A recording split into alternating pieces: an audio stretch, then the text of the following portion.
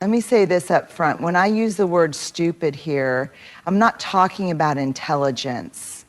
I'm talking about the refusal to grow, the unwillingness to be honest, the fear of being vulnerable wrapped in arrogance and delivered as certainty.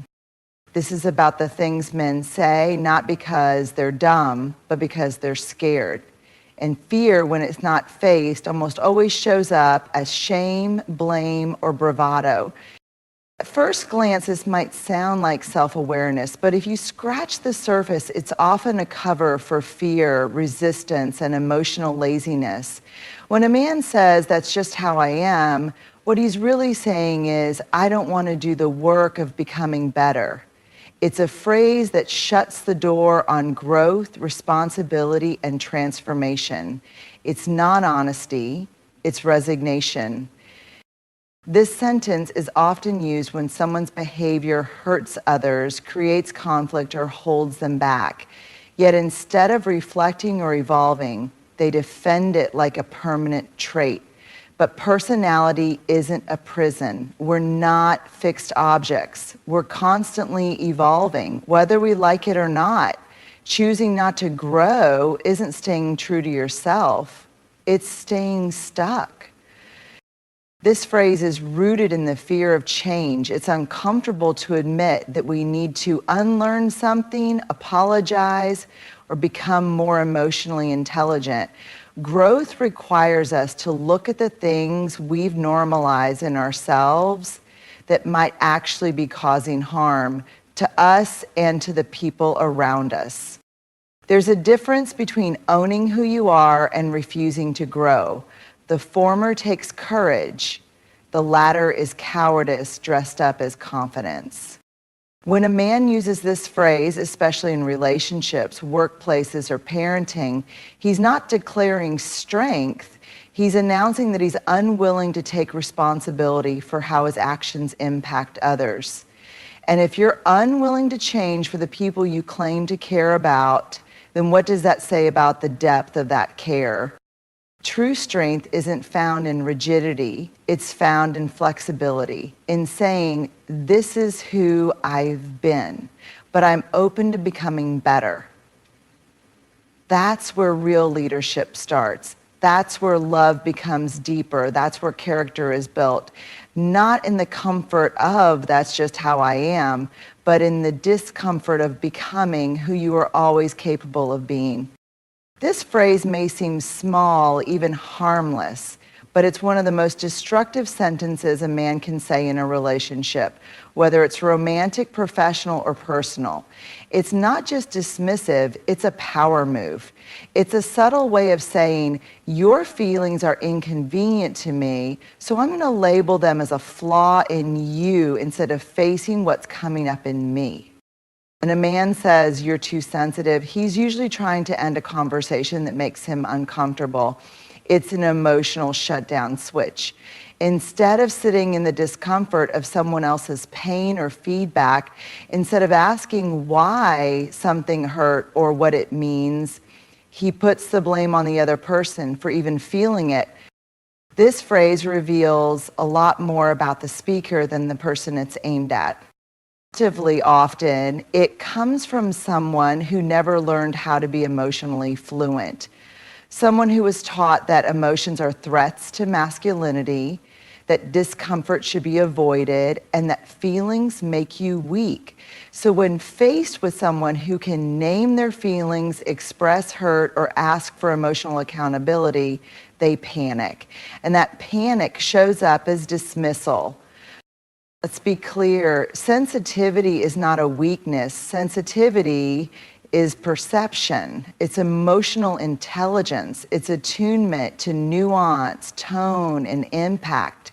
Sensitive people often have stronger empathy and intuition, skills the world desperately needs more of. But instead of honoring those strengths, the "you're too sensitive" man tries to shame them away. And the most damaging part, if it's said enough times, especially in close relationships, the other person starts to believe it. They stop speaking up. They begin to question themselves. They shrink their feelings to make room for someone else's fragility. That is emotional manipulation disguised as casual commentary. The better approach, try saying, I can see this really hurts you. Can you help me understand why? Ugh. I didn't realize that landed so hard. Tell me more. Those kinds of statements require vulnerability. They demand presence. And yes, they're uncomfortable. But that discomfort, that's where maturity grows. That's where real connection happens. In the end, calling someone too sensitive doesn't make you tough. It makes you emotionally small.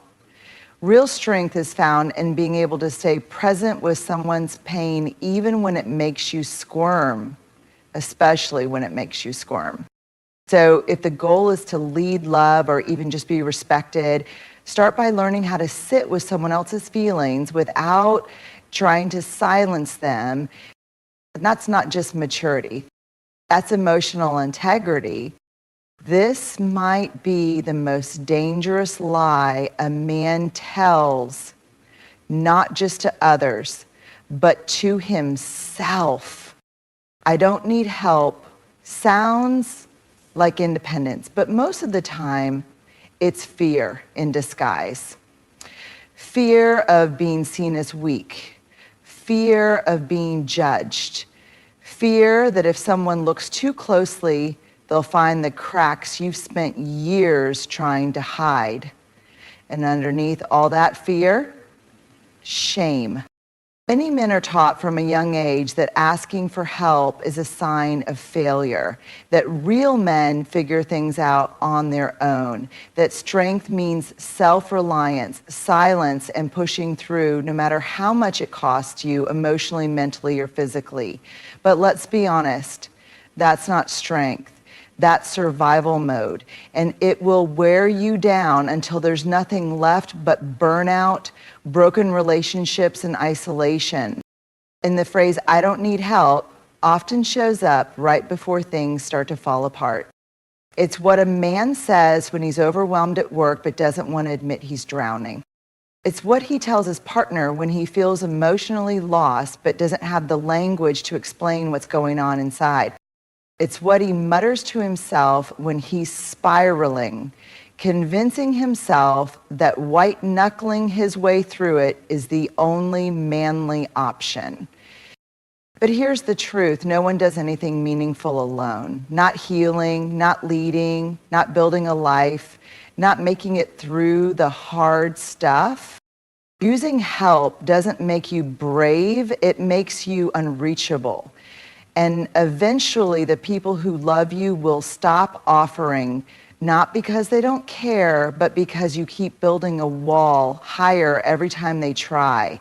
That's not independence. That's isolation. Accepting help doesn't mean you've failed. It means you're human. It means you recognize that the strongest people are the ones who know their limits, who trust others enough to lean in, and who see asking for support as a sign of maturity, not a loss of control. And here's the beautiful part. When a man finally drops his guard and says, I could really use your help, he's not just inviting someone in, he's modeling vulnerability. He's giving permission for others to do the same. He's breaking a cycle of silence that has kept too many men stuck in loneliness, addiction, and quiet suffering. There is nothing more courageous than letting yourself be seen in your struggle.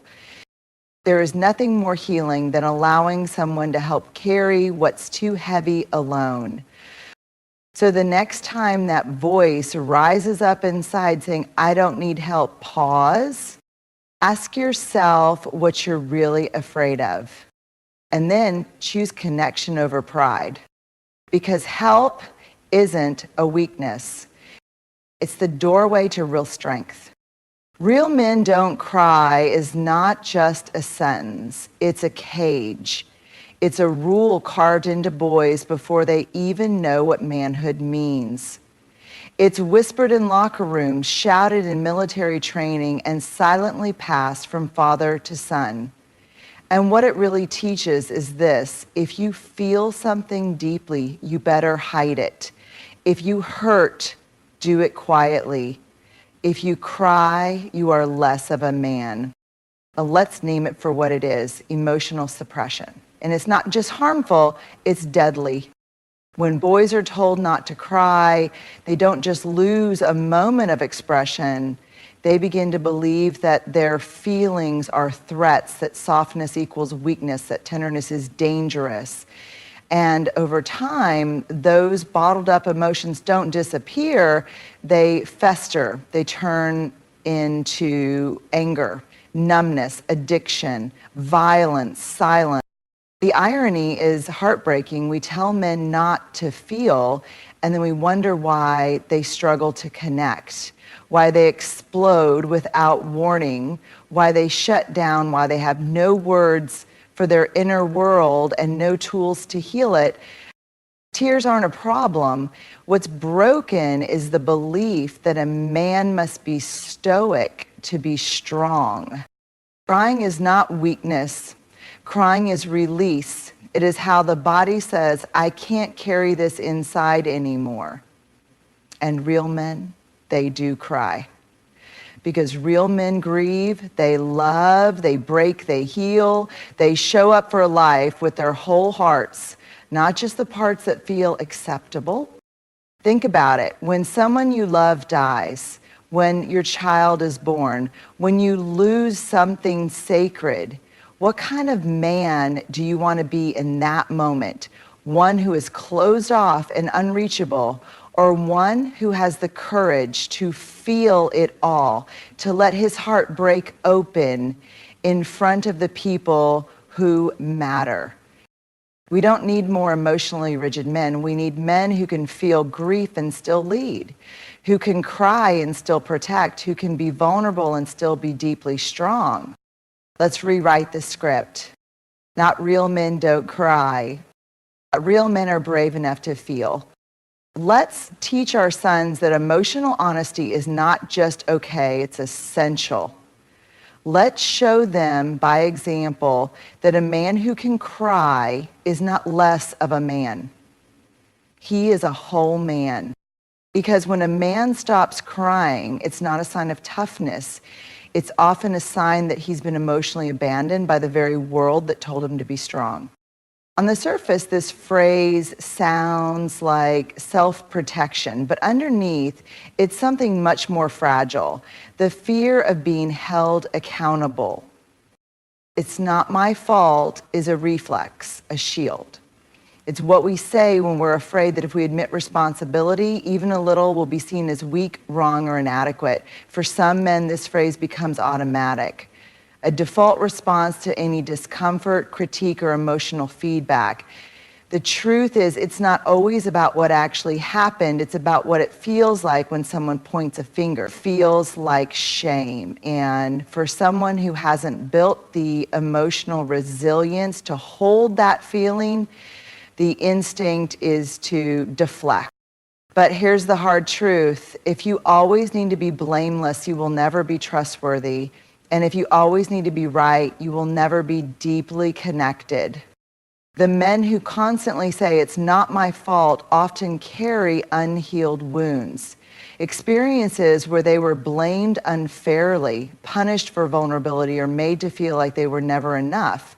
So now every situation that smells like criticism is treated like an attack. Even gentle feedback becomes a fight. But life isn't black and white. Relationships are messy.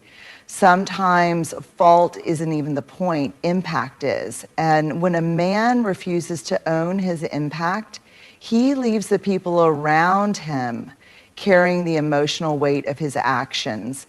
He might say it wasn't his fault that his words hurt someone, but the hurt still exists. It's real. And when you care about people, you care about what your actions create, even if you didn't mean for it to happen.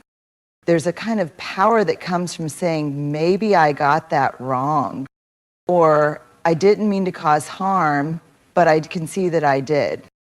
Or simply, I'm sorry.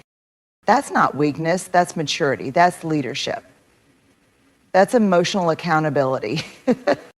Blame may protect your ego in the moment, but it destroys trust over time. People stop bringing things up. They start walking on eggshells. They disconnect because no one wants to be in a relationship at home or at work where one person is always innocent and everyone else is always the problem.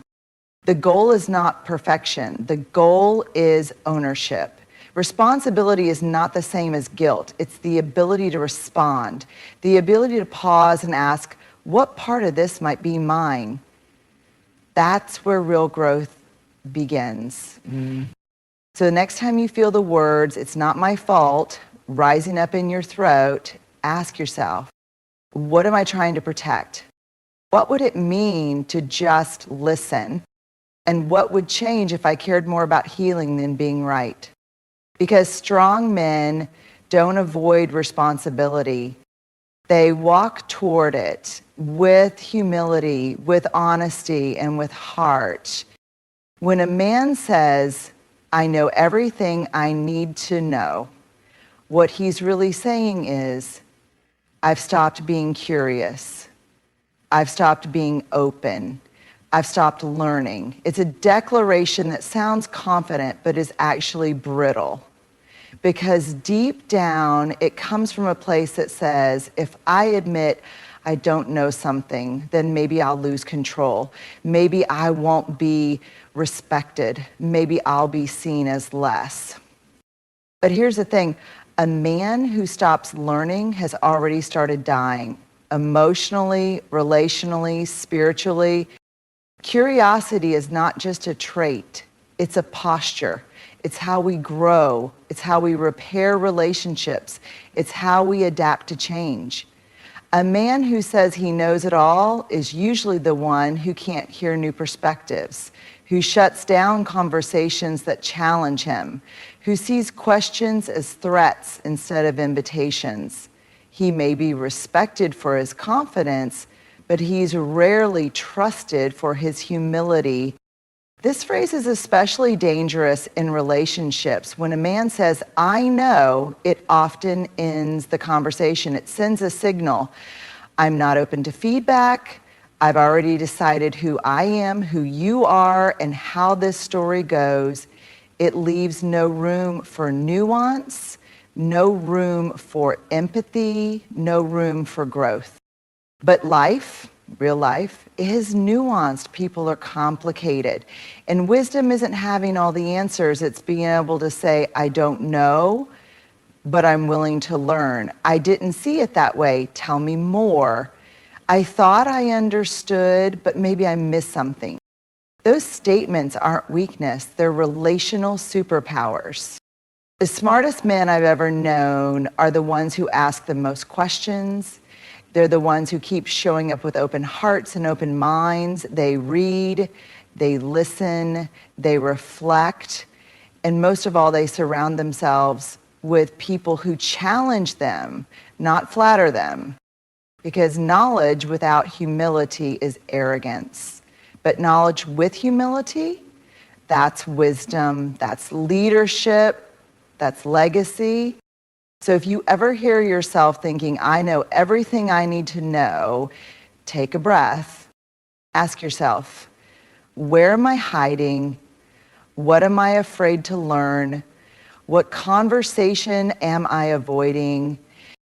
And then try again, start over, ask a better question, because the moment you stop learning, you stop growing, and everything around you starts to shrink too. Your relationships, your self-awareness, your impact.